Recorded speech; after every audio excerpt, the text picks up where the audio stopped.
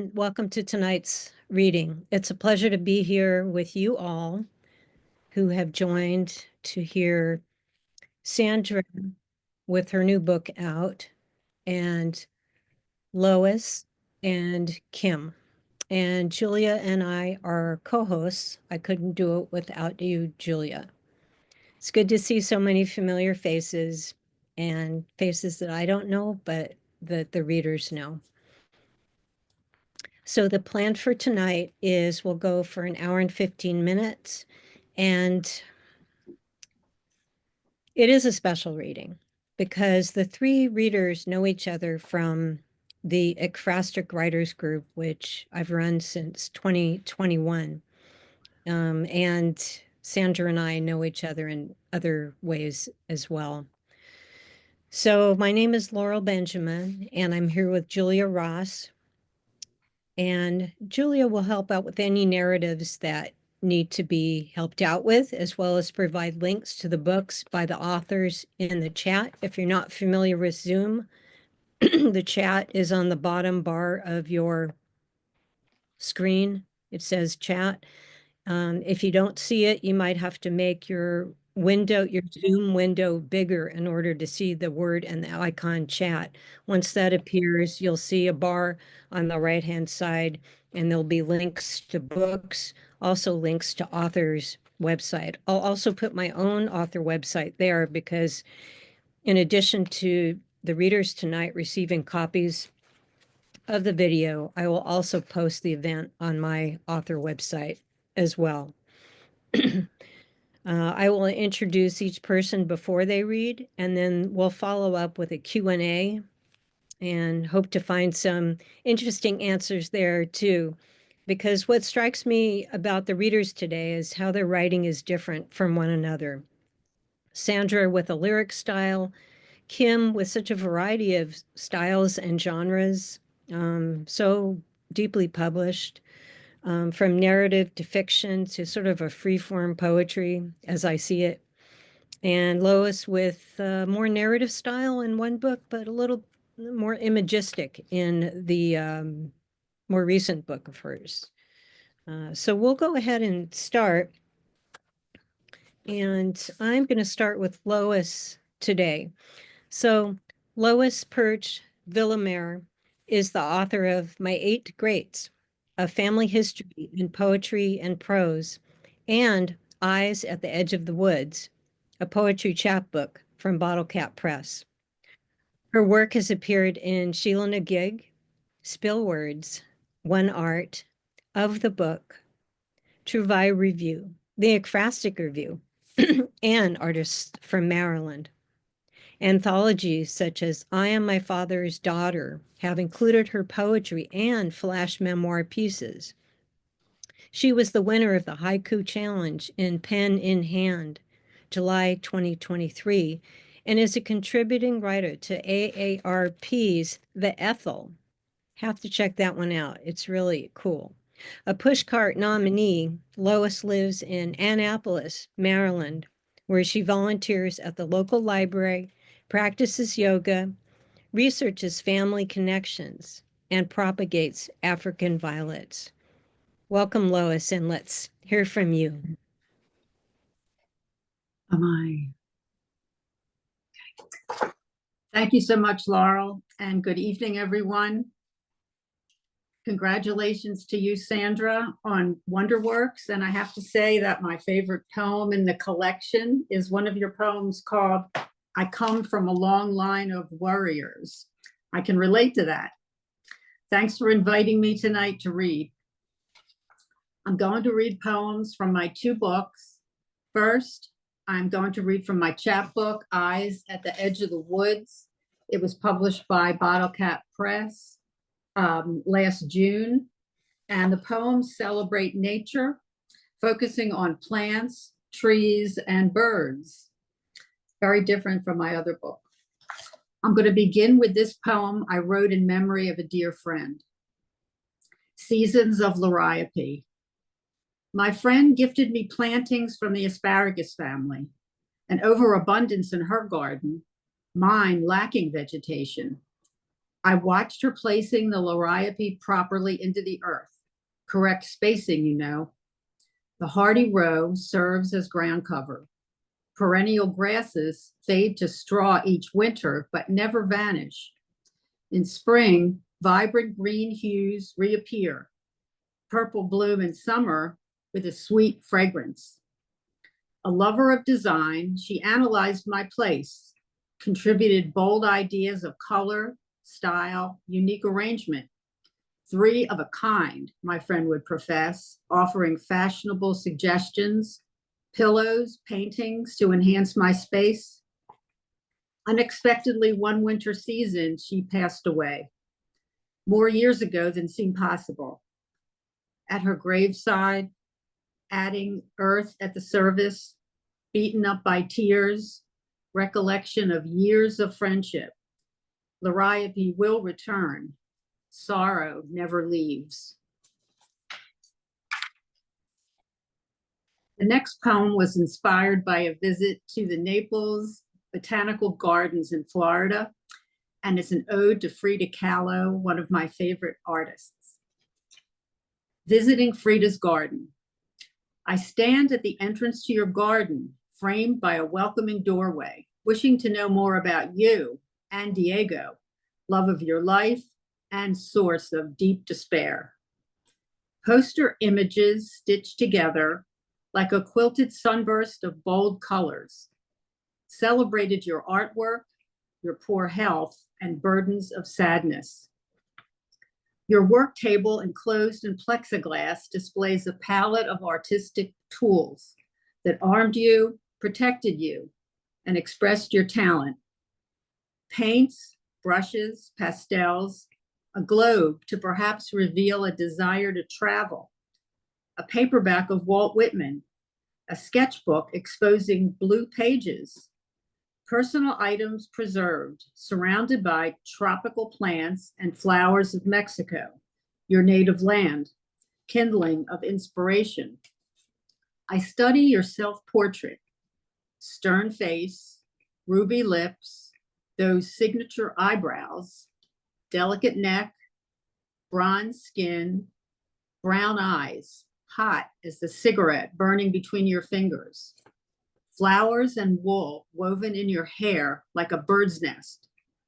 Two rainbow parrots roost on your shoulders.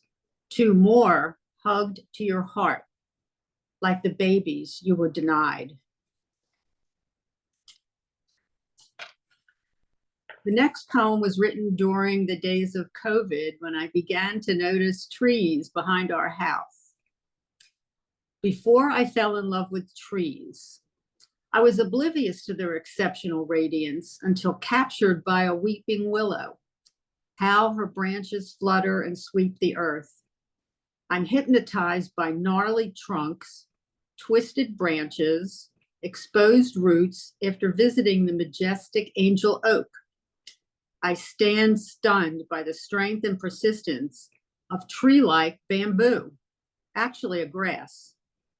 I see beauteous blooms bred by a dogwood, iridescence of a Japanese maple, the perfection of green palms against a cobalt sky.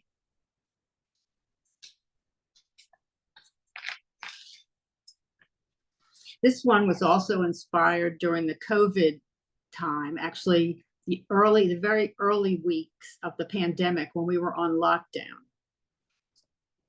That first spring of COVID, I would wander to windows many times each day, eyes on the woods behind our blue house. I could rely on steady, sturdy trees, erect shadows striping the earth. Even though they were bare, bulging buds held promise. Eyes on the woods, squirrels, birds, deer, an occasional fox crunching through the leaves. The colorless view would transform to reds, yellows, and greens. Eyes on the woods.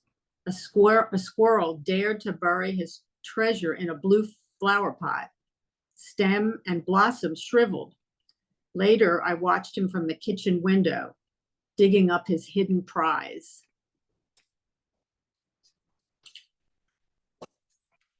A chapbook about nature wouldn't be complete without noticing birds, especially when we were lucky enough to have a bird's nest built right outside our bedroom window before they leave the nest. Amid straw, twigs, and grass, beaks point in 4 directions. Feathered bodies, growing plump, baby birds ready to fly. Sometimes mama squeezes in on cool spring nights. Flashy dad arrives, regurgitating into bobbing mouths. Noticing his side eye, I stay back. But these moments are engrossing. He sees me peeking, looks annoyed, and flies away. Except for restaurant visits, I rarely provide food for my grown children anymore. For dinners, I had prepared a protein, a starch, and a vegetable like my mother. She cooked for a family of 7. When we were young, no choices. We ate what she served. Dad, just home from the office, perched at the head of the table, beaming at his 5 chicks. One by one, we flew. Now I'm going to move to my 8 greats, a tribute to my great-grandparents, grandparents, and relatives. This one was written for family, but I also thought it was important for other readers to think about what they want to do with their family stories. How do they want to pass them down? First one I'm going to read is dedicated to my 8 great-grandparents. If you ask where I'm from, after George Ella Lyon. I'm from Poland, Lithuania, the Russian Empire, small villages and towns, Tolchin, Rysini, Kukla, Riga, Pruzana, and the village of Shipakov. I'm from a voyage across the Atlantic Ocean on the SS Buenos Aires and other ships to the docks at New York's Ellis Island or Castle Gardens at the tip of Manhattan. My 8 great-grandparents would board trains to join family living in the city of Philadelphia. I'm from a shoemaker on Girard Avenue, a family of 7 living on the 2nd floor, a leather shop at 5th and South, bustling with streetcars, carriages, and vendors.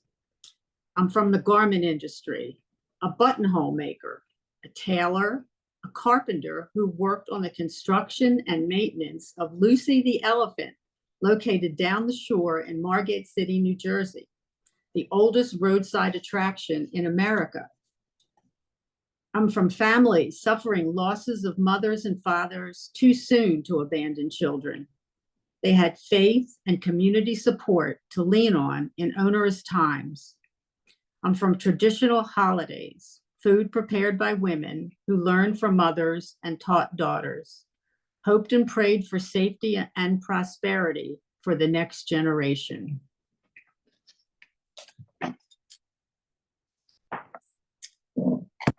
This poem is in memory of my paternal grandmother. Flashes of my grandmother, Rose. My grandmother overflowed with love.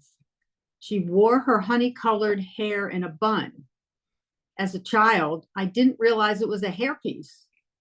She loved holding babies. My mouth dropped open when I saw her bathing my newborn daughter in the kitchen sink. She loved to tell stories about family. Why didn't I listen more carefully or ask questions?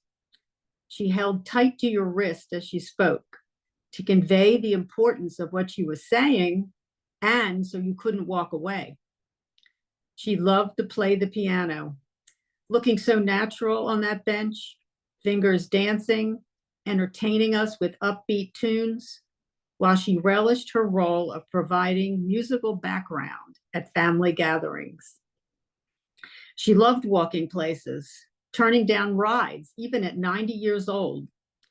She loved to sew, donating sleepers to the hospital for newborns. She taught me to operate her old black Singer sewing machine when my foot could reach the pedal. Later, I came to understand she had a difficult childhood.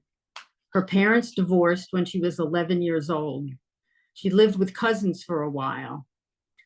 I came across a photo of her posing with other female relatives in 1920, smiling young women wearing men's hats and holding cigars in celebration of the passage of the 19th Amendment. Sadly, this incredible memory was discovered too late for her to tell us the story.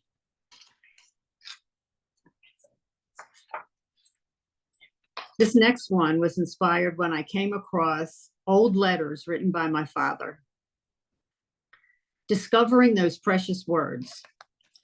I discovered 9 letters Dad had written in 1944 addressed to his grandparents, tucked away in an envelope boxed with old family photographs. A 23-year-old soldier in basic training. Sentences, phrases, thoughts, perhaps describing his impressions of an army base in Mississippi, when all he ever knew was city life in Philadelphia. Feeling grateful to come across an unexpected gift, Dad's words before he became Dad, before he met my mother. He was a grandson in 1944, a great-grandfather in 2016 when he passed away. Generations bridge and blend, shuffled like a deck of cards, ever-evolving roles in a family. What will these pages reveal? What was on his mind and heart during that uncertain time of war?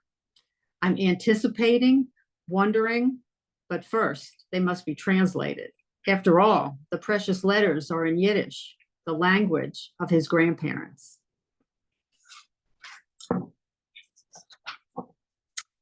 And finally, I want to thank everyone for being here. This last poem is dedicated to my mother, who continues to inspire me. Getting through winter. Ordinarily an upbeat person, my mother became depressed in winter. A therapy light was recommended to keep by her side for a period of time each day. She looked forward to the Philadelphia Flower Show. It meant spring was coming. Because of the virus, we aren't snowbirds this year. We were spoiled by the vibrancy of tropical surroundings, deep green palm trees against a cobalt sky. Efforts to get through this unfamiliar winter seem monotonous, like the repetitive routine of our days. When sunlight pours into the kitchen, we imagine it's warm outside. I rescued certain plants before the frost with the intention of nursing them through winter. Watching over cuttings rooting in a glass, transferred to potting soil to grow near the windows. From appearances, it's uncertain if these plants will thrive until spring. In the winter of 2002, a gift from my mother, a beautiful book, In Bloom, The Floral Art of Sarah Steele, a watercolor rainbow of rich, dense colors. I came across it recently, looking again for the first time. Remembering that Mom always provided messages, her inscription to me read, "Flowers are coming." Thank you very much.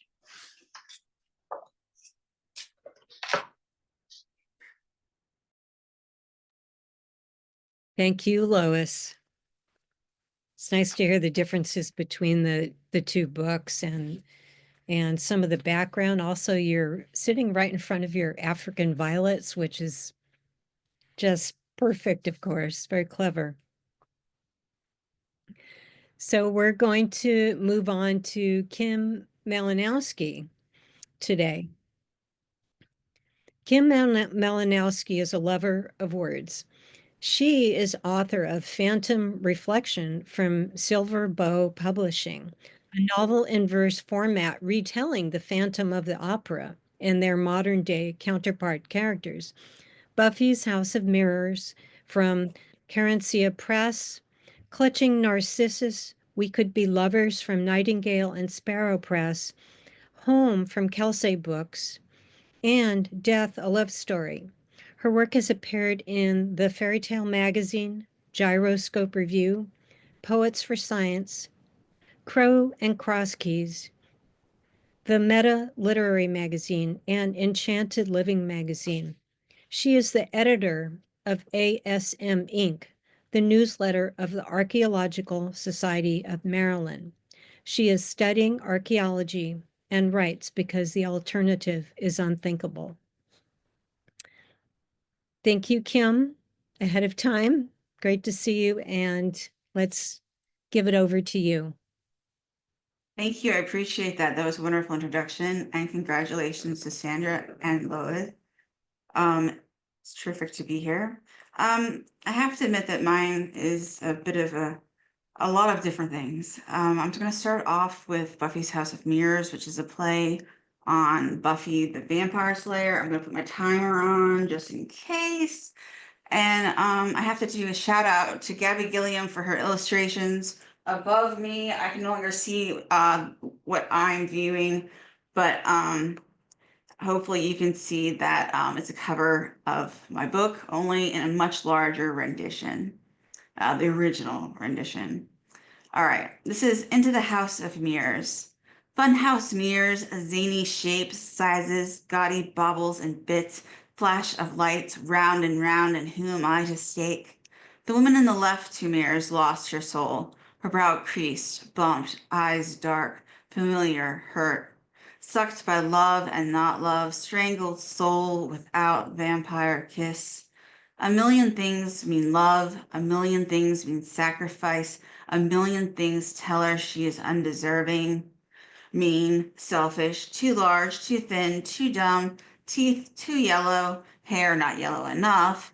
And that is not the demon in the reflection. That is the one holding the stake. And be prepared. This is what I call my spike wrap. This entire thing is meant to be, like the entire book is really meant to be one long wrap. So it goes by quickly, and sometimes nerves help. Give me something to sing about. I don't have background dancers, nor in sync with any damn beat. No dizzying snare or slam of guitar riff. No just splintered stake in my heart and the open space you left on repeat. No demon whining out my secrets with snazzy syncopation and pizzazz. No rewinding episodes to explain incomplete character arcs about to explode to every damn character's demise. All that sappy hope, the kumbaya-yas, all my wounds untreated, none stitched up tight. Can't even dance myself in an intoxicating burn. Spike doesn't stop my frenetic dance to the death, and his eyes don't meet mine and croon that living will ease my pain, and the suffering is part of life. A necessary part, sure, asshole. And no matter how hot he is, Buffy has dibs, and I have to perform my own triage before the next take. Extract the steak that didn't miss my heart, just shattered because the Slayer didn't equip himself for battle-hardened hearts. So now with tweezer and needle, a shot of writer's tears, I perform my own triage, each splinter, each molecule, because every vampire knows atomic and molecular structure is the difference between a clean wound and one that festers for centuries.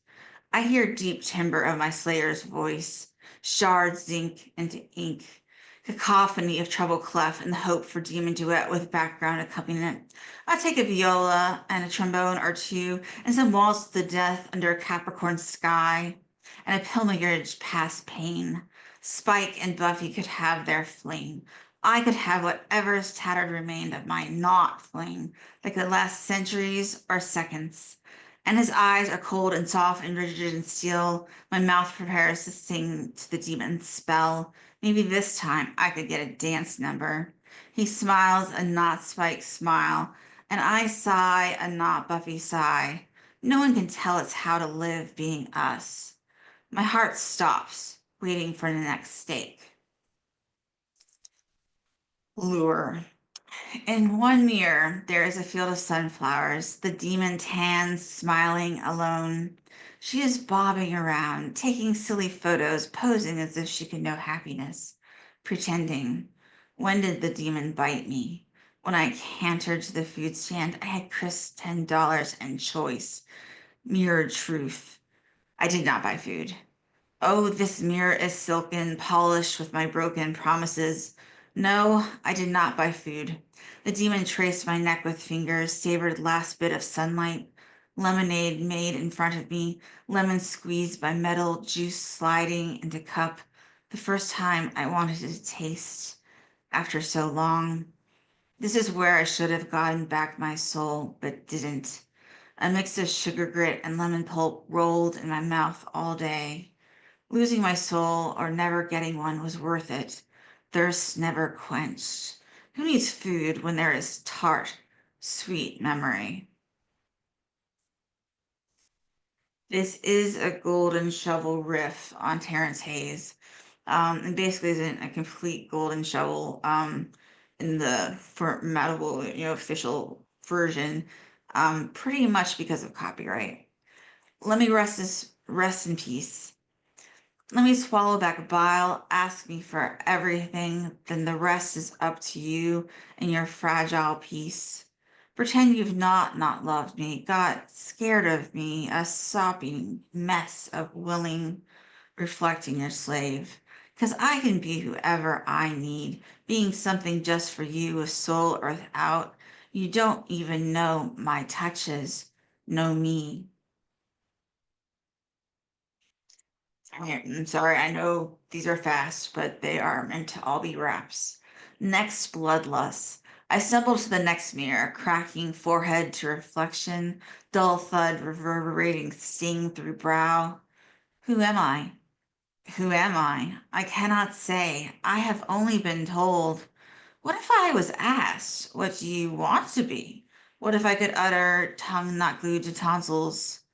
What would I choose? I cannot stop staring at my eyes. Not even my bloody forehead panics me like my eyes. Are they fierce, defiant? I have on denim, ripped t-shirt, blood red lipstick, courage, and like that I am in love. Even if he comes behind me, eyes glowing, forehead bumped, I am nobody. He will drink. I am so thirsty.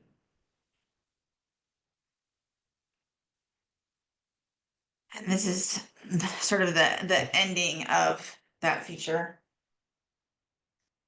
All right, mirrored escape, scarred lips searing, arm around me steel. Each funhouse mirror warbles not to leave. I can't prophesy if I keep walking down that road of endless mirrors, of endless lies and lives, or if you make a right turn into me and I stop. I cannot tell you which crossroads we place nails in or which ribbons. I know only that we are love, will be love, that bliss is momentary, burning is forever, and the house of mirrors shatters with my stiletto boots, and you capture me into leather vixen with stake, and my spike holds me in the sun without smoldering. All right, and now I have to be like, and now for something completely and totally different. Um, I do a lot of archaeology poetry. I have two included, one that's been published, one that has not been. That's sort of fun. And then we'll go on from there. Archaeological Sistina. It's in the nature of our times. Handful by handful, we played in the loam, dusting off the dirt. We were constantly moving our fingers, sweat pouring off of us. We sifted. We were hunting for artifacts, for meaning in rocks and bone. By clumpfuls, we cleaned off bone. We caressed the loam, flicked away soil on artifacts. Everything was covered with dirt. And still we sifted with pianist-like fingers. We played with our fingers, we caressed the loam, flicked back away soil on the artifacts. Everything was covered in dirt, and still we sifted with penis-like fingers. Shards of color and disguised artifacts held greedily by our fingers. Blowing dirt from the bone, we touched the loam. Each handful we sifted, buckets we sifted. We held on to the artifacts shadowed by the loam, tapping fingers as we waited, touching bone. We barely noticed the dirt. We were bathed in dirt, proudly sifting to somehow recognize our bones. Ageless artifacts dipping fingers into the loam. Artifacts and bone are leftover memories. And I have to put a note in there that I would get very angry remarks from archaeologists because we don't sift, we screen, but sifting sounded a lot more poetic. Just saying. Test pit swing. And this one is my fun one experimenting of what comes before. Give me those sedimentary carbonate formations. Make me with a bit of iron, some waxy luster. Don't worry about impurities or stolen debris. I am heated cobble popping into firecracked rock. Or I am damn fine looking jasper with pot lid marks. Or microcrystalline, a nice fracture pattern. Some ooh la la oolitic shirt. I think that is probably the most fun in my mouth of any poem I've ever written. Okay. Need to check my time. Oh, I have time. Can we get there? Okay. I have a few older pieces that I think need to like come back out into the world. This is Great Uncle, published in War Literature and the Arts in 2015. It's one of the first ones that was out, and of course I was almost completely unknown. Great Uncle. Glenn was a digger, a tunneler. He was good at what he did, enjoyed it even. He was wounded 3 times and kept going back. He liked the monotony. It allowed him to think, to hear the music in his head. He was the group's listener because he had perfect pitch. Each bomb's whine was just a little bit different, enough to bet his life on. He wasn't wrong those 3 times, just unlucky. He loved the dirt, the coarseness of it, the subtlety of texture. He crawled inch by inch in the darkness, dirt pressing on all sides, barely contained explosions causing dirt to shift. His heart beat louder than the thundering above him. Enemy voices echoed in nearby shafts, the vibrations faint but distinct. Everything was muted. Reality seemed damped and distorted. After the war, he wasn't the same. He painted the inside of airplane wings, each layer 3 millimeters thick, yellow, without smudge marks or imperfections. No creativity or variation. Inside the wing was comforting, like the tunnels, quiet. And the next one, everyone will know why I chose to end with this. It's having a re-emergence because of the news. We weren't just mushroom hunters in response to Mushroom Hunters by Neil Gaiman. This was originally published in AHF magazine in 2020. Listen, we didn't all pick up mushrooms. Yes, women went into the groves, picked gnarled roots, and yes, mushrooms. But listen closer. Women went with spear and dagger and ran towards the beasts with their men.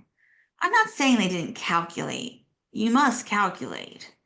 Some of us painted on walls, some ground grained. Understand, we made love, carried babies, lost babies, reaped, sowed, gathered, but if our children craved meat, we hunted. The rabbit, the beast, anything with marrow. When the water ran dry, we carried our lean men and our children through deserts and brush. Remember, no one stays in one place. Wells dry. The sun bakes forests and fields alike. Contemplate. We do anything to escape death, and when we heard water again, when our children could drink and our men could eat, we still hunted. We knew how to use both spear and sickle, and no one could steal that knowledge. All right, thank you very much. I appreciate everyone here today. Thank you, Kim.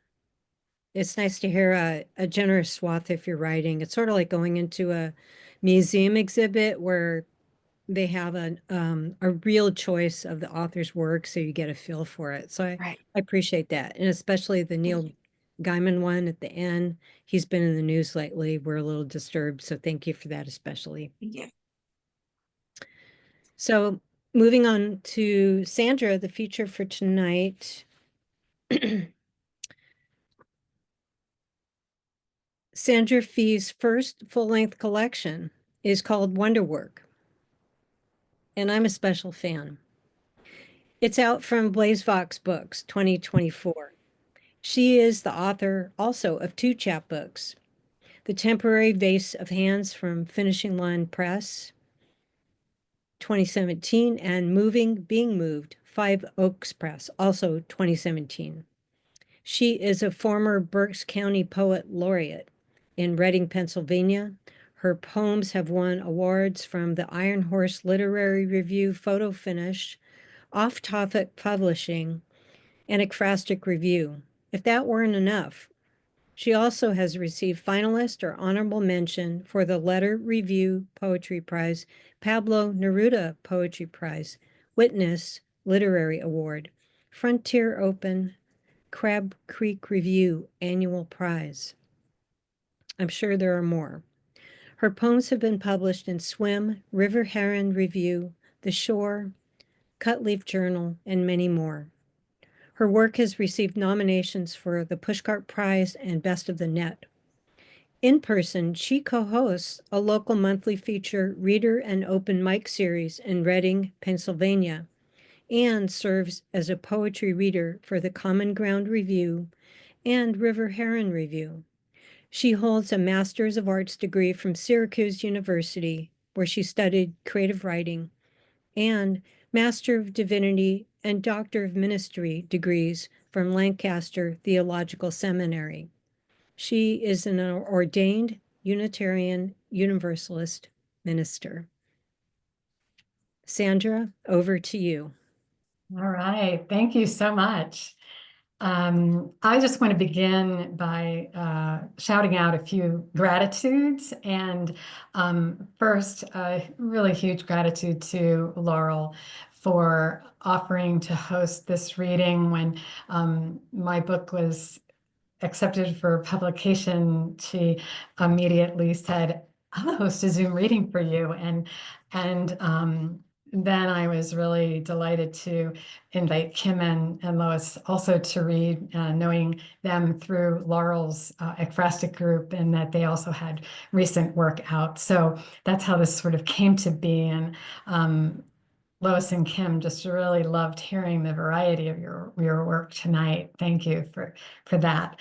I also would be remiss not to note that Laurel herself has a book that's going to be coming out this fall from Chill and a Gig. And so be on the lookout for that. And I can't wait to hear you, to read it and to hear you read from it. Okay. So, poems. I want to begin at the beginning and share with you the first poem in Wonderwork.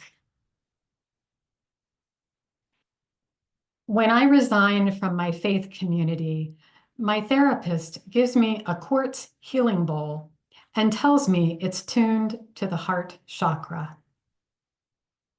And I wonder how to tune a heart, how to calibrate its valves and revive the 4 chambers, cushioning each with its own mantra.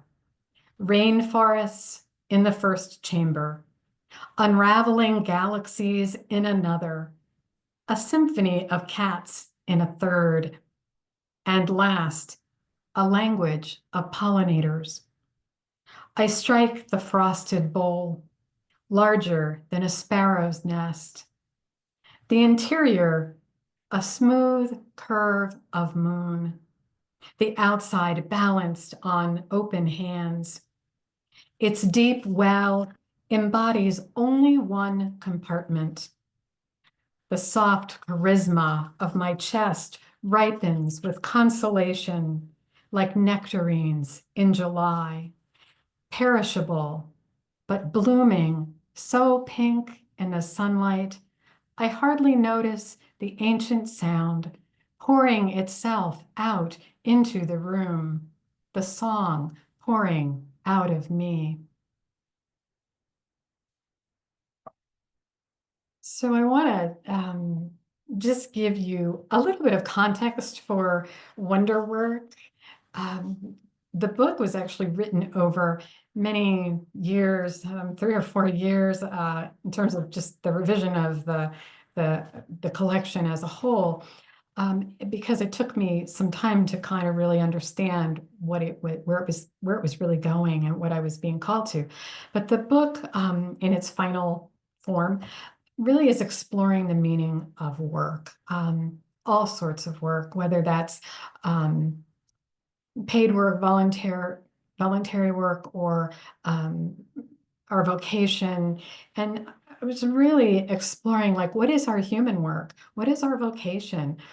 What happens when we lose our sense of calling, our passion, whether that's because of being overworked or because of losses and struggles that we're having?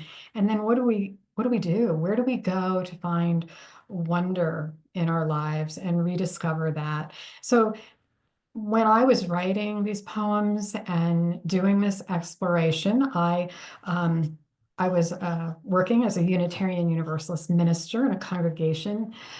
However, I really believe these are human questions that we all ask, whatever kind of work we're doing, and that it's relatable to everyone in that respect, and that we all want work that's meaningful and nourishing for us in our lives.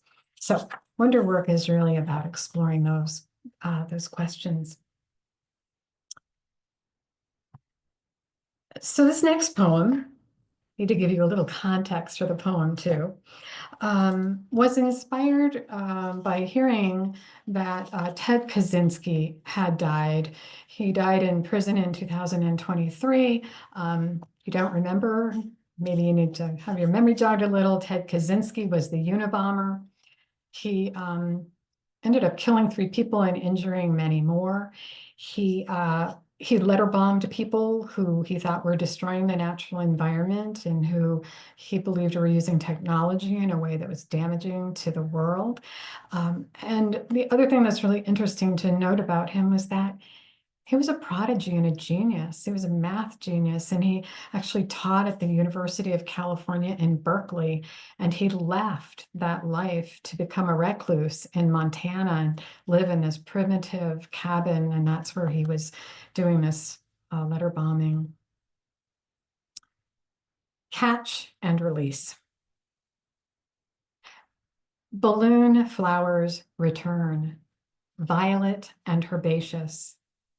Ted Kaczynski is dead, free as a ravine, a tumbled waterfall, not a prison or prisoner. A recluse can get lost in the wilderness. At the thrift shop, I wander through a tangle of dresses covered in 5-pointed blooms, searching for unscented t-shirts plain as white petals. While Kaczynski revenged the forest, I was getting ordained, gathering bellflowers to my breast. In my garden, they bend low in the rain, their noses to earth. Rain scent intertwines with citrus. Did he ever regret the sorrow? Does anyone care? On NPR, the host interviews a pastor who wrangles rattlesnakes. What will I wrestle loose? What will I release to the wild?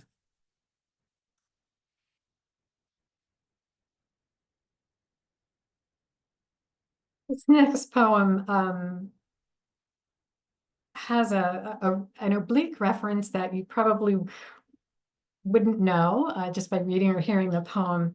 And it's a reference to Greek mythology and to the goddess Cassandra.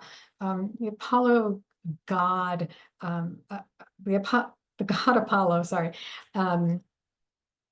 offered Cassandra the gift of prophecy in exchange for a romantic liaison. And she was given this gift to see the future, to its gift of prophecy, but she reneged on engaging in a romantic liaison with Apollo. And of course, he was angry, but he couldn't rescind the gift. And so he cursed her by making it so that she could, even though she had this gift of prophecy, no one would believe her. So she could speak it all the time, but no one would ever believe it. So I'm really playing around with this idea of speaking prophecy, speaking truths, and not being heard, not being believed, and trying to bring those into the world. Self-portrait as seed, plow, prophecy. Because I do not know how to be feral, sowing lemon balm to save the world. Because I do not know how to feather a nest or make a peace that will last, I try to break open my mouth like first light.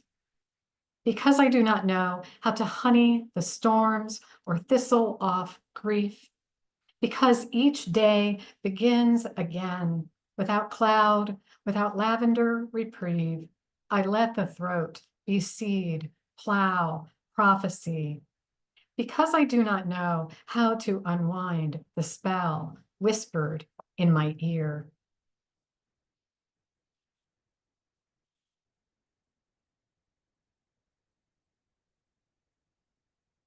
My job follows me like a street dog. My job follows me like a street dog, recognizing the hunger in me. It knows my reluctance to say no, that I will keep filling the bowl as long as I can, well past dinner time and weekends.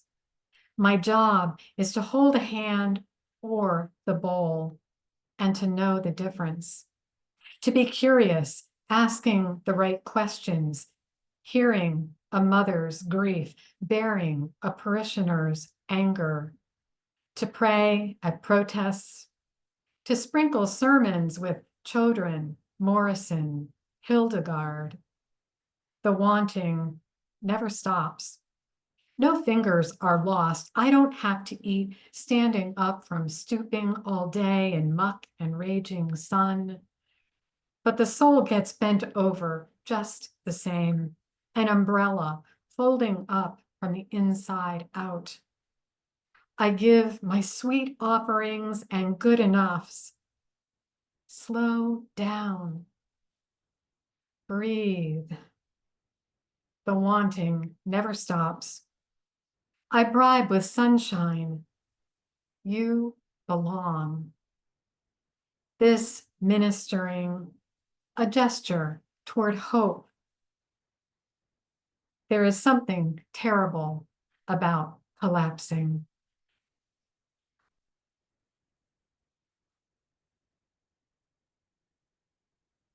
One of my favorite places is the Himalayan Institute in Honesdale, Pennsylvania. Pennsylvania is my home state and where I live now, and Honesdale is about 2.5 hours away from me. The Himalayan Institute is an ashram, and one of the times I went there, I went for what's called a pure rejuvenation retreat. Doesn't that sound great? And it included a consultation with their holistic physician. And one of the things she recommended and prescribed for me was a microdose of something called Staph aureus, which is related to the delphinium flower, the delphinium family. And it's a homeopathic treatment that's often prescribed, I learned, she told me, for ministers and other caregivers for anxiety. Yesterday's burden greets me again. I turn over like a beetle on its iridescent back, flailing the thick grass of bed sheets. Opening the windows to let in the fireflies, I see it's all mosquitoes, and my face smitten in darkness. Daylight comes slowly. I attempt familiar places first, the porch's shade, a book's escape to Corfu, and the local farm stand, where the man in charge who picked the melons at dawn selects one just for me, taps the rind, pressing it to his ear, the way the homeopath cradled my wrist, her deft fingers listening for my pulse, the tapping of me, my blood wearied mingled with the voices of other people's expectations. Comfort, conciliate, be perfect. Back home, a microdose of delphiniums. Cherry tomatoes gleam from their blue bowl on the counter. My life, too small, but ripening.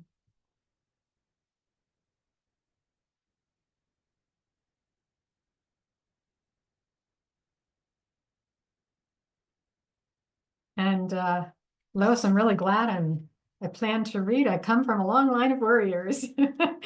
So my mother was a worrier, and I often say that I inherited this from her, this worrying. I come from a long line of worriers on my mother's side. We worried about whether we'd left home with the iron still plugged in or a candle blazing in its holder.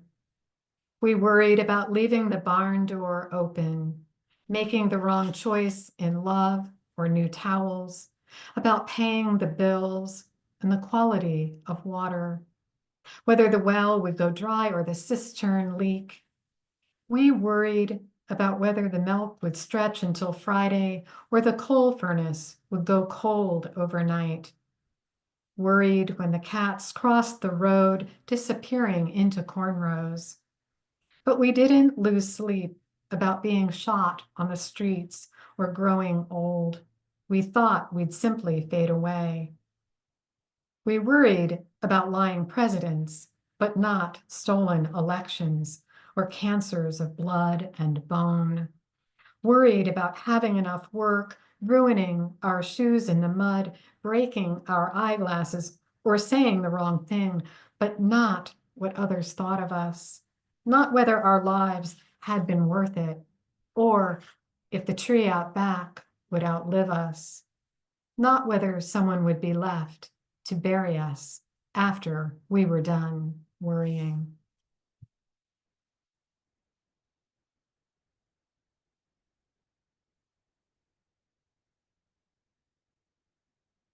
Checking our time here. I'm going to read this next poem for my sister, Sue, who is here tonight. This poem was written, began as a response to a prompt about going into a clearing and encountering another creature, and could be a memory or an imagined experience. And I wrote about coming upon a fox. At the threshold of seasons, the world holds its breath. Our bodies pause, mutually reticent, muzzles full of light and dark. The winter fur thickened to rust, red as my sister's crimped hair. And I think of her, wandering the wild habitat of each stubborn injury, loss of sight, loss of love, one magnifying the other, curious as my hand reaching across the clearing as if to shorten the distance. I'm just going to read a few more. I'm going to read this poem for my husband, Chris. This is a favorite of his in the collection. And the stars in their mouths. That was the summer the ginger mares lazed in the pasture past dusk, their sleek backs turned to us. It would take 3 tries before their silky muzzles surrendered to our sugary bribes, before we guided their high-carried grace to these hushed, familiar stalls. Once we left, they would nibble hay, guzzle water, becoming again dreamers, twitching their imagined wings. But for now, the sinewy smell of thunder, the cadence of downpour, and above us, another field of wilder horses that plume into constellations that know how to wait, that know to love this broken night.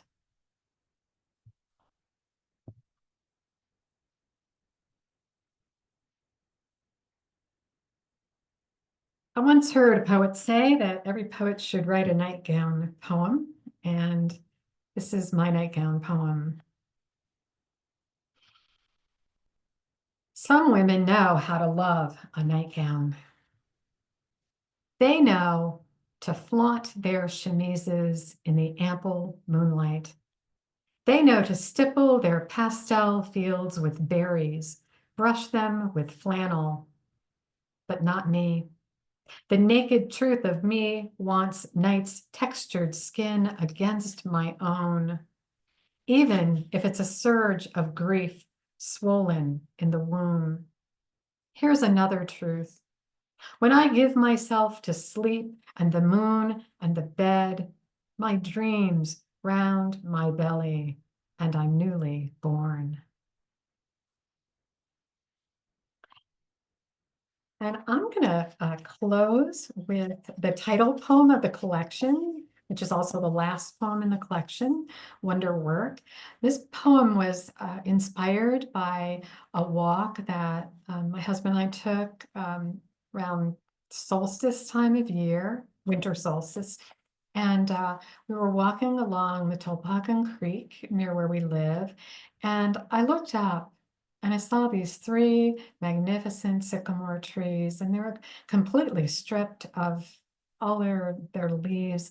And to me, they just looked like three goddesses.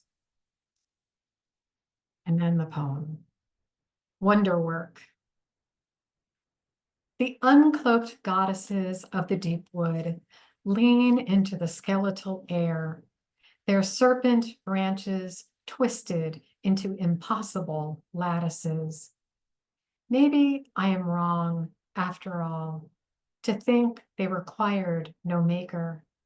Maybe the solstice sun had to be taught to silver against the ample trunks, and the serene bark to blotch, and the muted sky to be sky. Maybe we must be humbled, stopped in our tracks, breathless pillars of winter, made to wonder what else we might have been, whether we are good for more than our bare-boned selves. Thank you so much. Thank you all for being here. Appreciate it. And thanks again, Laurel, and and Lois and Kim. And also I neglected to give a little shout out to Julia for being our tech person, which we always need to honor our tech people when we're in Zoom space. Thanks, Sandra. Well, that's why she's my co-host in actuality. And Sandra, The Stars in Our Mouths is one of my favorites too, as you know. So there's something about it. And, we all have our favorites in each other's collection that really speak out to us. So I wanted to start the Q&A with you, Sandra. Could you tell us a little about your working in the lyric poetry style?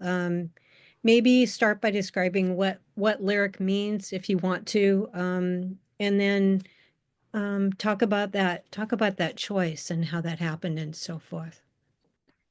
Thanks. Yeah, I write mostly lyric poems. Occasionally, a narrative appears, not very often, but the lyric poems are personal, usually very short, free verse, and image based. And for me, mine are quite short, and they tend to be very concise. And there's a lot woven into them. I tried to offer some context tonight because you're hearing them, and if you're reading them on the page, you have a little more time to absorb all of that. But hearing them, it's a little bit more challenging.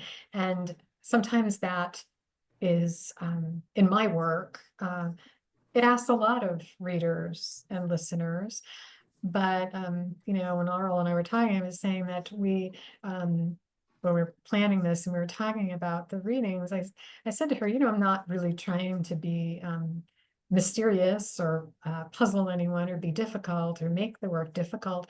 It's really my writing style. It's the way that, and we each have our own style. And one of the great things about even having three poets, you're hearing three of the, and there are many poets here tonight. Everyone has their own unique style and that's and distinctive voice. And the more that I trust that voice of my own and lean into it, the more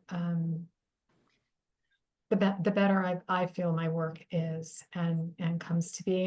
And I also feel I really want to trust that readers will come along and will engage the work. And yeah, so I'm really just trying to honor the process in writing, and the process leads me to a lyric style predominantly. You know, Sandra, and it occurs to me too that the process isn't just with the poet, it's between the poet and the reader. Absolutely. And I think that's where you're taking us here. Yeah. That participation is absolutely necessary. And I like the fact that there's a challenge in your work because of the compression, because of the concision. I know when we talked before last week, I think it was, you were also talking about how you were influenced by the imagistic poets and the language poets. Could you say a little about that? Because that's something that I wanted to hear about. Yeah, well, I guess I would just to keep it sort of simple. Um, my work is I do not start out with an idea, you know, and there's nothing wrong with that. If some people start with an idea and they go and they write a poem, I start with an image, a word, a phrase, a piece of artwork, and it excites me or captures my imagination. And then I go off and I start writing and exploring. And so the writing is really this discovery for me about myself, about the world. And I, yes, definitely have been influenced by imagists and language poets, among others. And it's just, for me, that's the joy of it. It's just exploring and discovering and playing with language and images and seeing where it goes. And we're discovering with you. I hope so. I hope so. That's the I heard I think it was Lauren Camp, who's just a fabulous poet. She talked about like I write first for myself.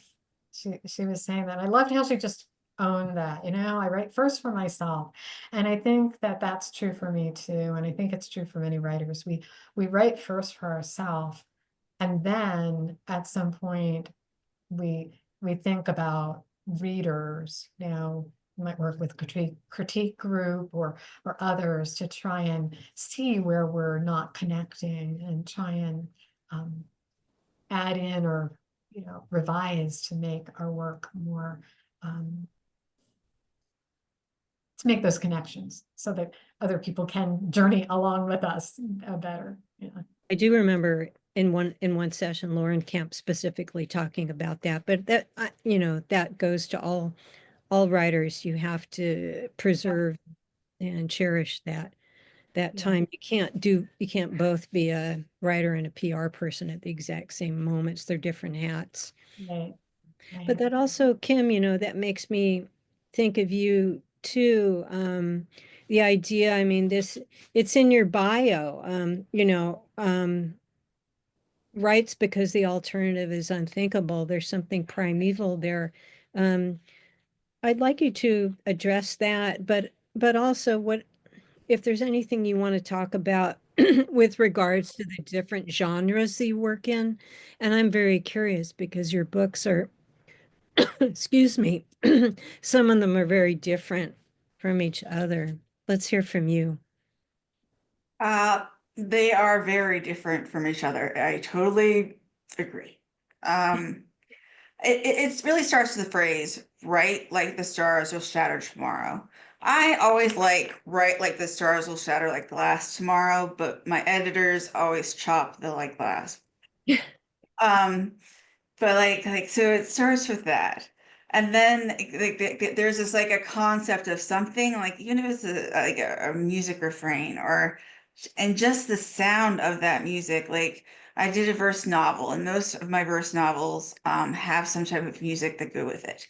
I worked on The Horseman, which is not, it's not taken yet, but it uses like a Batman Begins theme. So like they don't match and they don't mix at all. But there is usually like some type of like jumping off point. And a lot of times it's like rediscovering an old friend when I come to a poem, or even when I decide to tell a story. Like I love Persephone and Hades. So I told this whole like little verse novel, with Clutching Narcissus, and like it doesn't have a lot to do with, Persephone and Hades. They're there, but I always have this idea of like these mirroring people, where you have like the real world, and then you have like, like the myth or whatever we're used to. So like that's sort of like with verse novels, that's what's like different. It usually is music based. I usually like have a complete and total plot outline, just like you would an actual novel. So I'm considered a plotter, not a pantser. And everything else sort of like comes in by sound. So like I love words. I mean, like I lover of words is like yes. So like when I started getting the scientific nomenclature, and realizing that I could insert that into a poem, it was amazing. Like insert like, trying to find like a good one to put into Shakespeare, right? How about detritus? Or how about, like are some of these like different words that we aren't just used to? Debitage, which is like when you nap and you have flakes. You add that to some Shakespearean sonnet, you're gonna be like, what? But the thing is while it completely changes everything, the structure, everything changes, it magnifies how brilliant it is. Like instantly you can both say that's why they chose that word, and then at the same time you can go like, this is how I can use this word. And I've been playing with how I can have completely different languages using the same word, or I can have a discussion where we're all like bad mouthing the rest of the world about love poetry with, using scientific nomenclature, and shovels. And then the rest of the world just hears like a lot of like pretty flirtatious sort of things. And they don't even realize that it's, telling two tales, two different tones with one word. I I hear that. And I also noted some of the different sounds in some of the different types of writing that you read tonight. For instance, the archaeology poems, there were a lot of internal vowel sounds. There was a lot of repetition. It was very different than the work had come before. And then the older poems, also the two at the end had very, very different kind of sound. And it makes me realize, there's different voices, but like you're talking about the wordplay going on, it sounds like that also emphasizes the choice and when they were written as well. For Oh, the yeah. and yeah, and for the sake of time, I'm going to go right over to Lois, if that's okay. Um, Lois, if you could talk about whatever you want to talk about, because I know you came prepared, something to do with, for instance, the two books that you have out, maybe the differences, what's driven you to write, any of that, because we've known each other for a few years now. Go ahead. Right, right. Well, I think a few years ago, maybe five, my love of family research and ancestry kind of collided with my love of writing. And I was able to find all this amazing material about my family when I did research on different members of the family. And I wanted to write about it. And I started with flash memoir. I would write, less than 1,000 word type piece about family. And then somehow I moved on to poetry. But for example, I just wanted to share that Ancestry provided material, like I said, and a good example of it is I found out that one of my great grandfathers was married several times, more than we thought. And I was able to uncover and meet, sometimes on Zoom and sometimes in person, relatives that I had no idea existed. And so it's been an amazing experience. And I just feel like through poetry and through writing, I just have a wonderful experience. So yeah, that's what I wanted to share. Well, it's not exactly as much of a mishmash as you make it sound like. There's a lot of choice and a lot of intention, organization out there. And I've definitely seen your work develop so much. Thank you. Thank you. And of course, the other inspiration is the Ekphrastic Writers Group, which is amazing. It's been going on. I didn't realize it was 4 years. I mean, this is fantastic. And it just so inspirational and takes me places I never would have gone. And so I just have to give you a shout out, Laurel. It's amazing. And I know everybody's nodding their heads. So we all agree. Well, it wouldn't have started if I hadn't taken a workshop with Lorette of Ekphrastic Review. And I decided I need to have a community of my own. Well, you And created one, I'll tell you. You created a wonderful, fruitful one. yeah. So I'm gonna close for tonight and just thank again all you attendees for showing up for your person and experiencing the other people and putting up with me.